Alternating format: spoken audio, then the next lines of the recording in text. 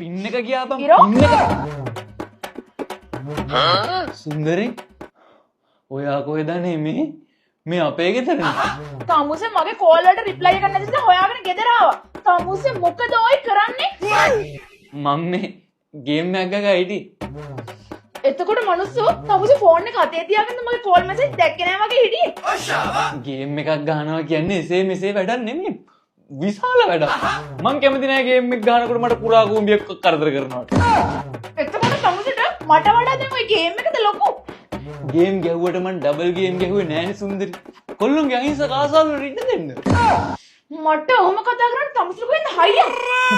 පොඩි කාලේ ෆෝන් එකක් නැතුව අම්මගේ ෆෝන් එක හොරෙන් අරගෙන ඩේටා නැතුව සල්ලි එකතු කරලා ඩේටා දාගෙන ටෙම්පල් රන් අමාරුවෙන් ඩවුන්ලෝඩ් කරගෙන පටන් අරගෙන Angry Bird Shadow Fight යනකම් ගාලා COC වල අවුරුදු ගාණක් කට්ට කාලා මිලිමිලිටියා වලට පැනලා PUBG Free Fire යනකම් සේරම ගේම් පරතරයට යනකම් රෑනිදි මරාගෙන මදුරුව කාගෙන කට්ට කාගෙන ගහ මට මේව කතා කරන්න සෑහෙන අයියක් තියෙනවා. තමුසේට තේරෙන්නේ නැද්ද ඔය මට තරහකින් ඉන්නේ කියලා?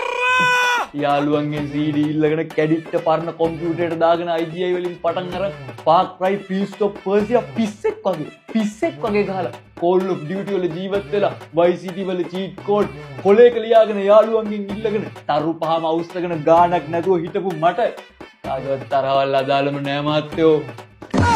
තමුසේ නම ගේම් එක ගහමින් ඉන්නවා. මම යනවා යන්න. ගියොත් ඉතින් ඔයාටම තමයි පාඩු. මතක තියාගන්න ගේම් ගන්න කොල්ලෝ තමයි සුපිරිම. ඒ ගේම් ගන්න කොල්ලොන්ට අතේ හුරුව තියෙනවා.